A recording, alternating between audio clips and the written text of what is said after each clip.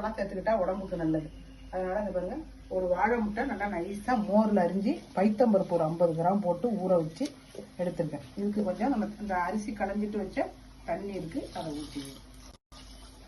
மஞ்சள் பொடி, இதை நான் 3 விசில் விட போறேன். பைத்தம்பருப்பு நல்லா வெந்துருச்சு. கேரட் அரிஞ்சு வச்சிருக்கேன், இதை கொஞ்சம் கூட இப்போ போட்டு கொஞ்சம் தேவைக்கேற்ப தண்ணி ஊற்றி இதை 1 விசில் விடணும். அது நல்லா குழஞ்சி 1 ஸ்பூன் எண்ணெய், வடகம், மறுபடியும் கேரட்டும் போட்டு 1 விசில் விட்டா சூப்பரா வந்துருச்சு பாருங்க. இப்போ நம்ம தாளிக்கணும். தேங்காய் ஒரு மூடி வச்சிருக்கேன், இதை நல்லா கசக்கி கொஞ்சம் போட்டுருவோம். வடகம் வச்சுட்டு அப்படியே வச்சு ஒரு கொதி கொதிக்கணும்.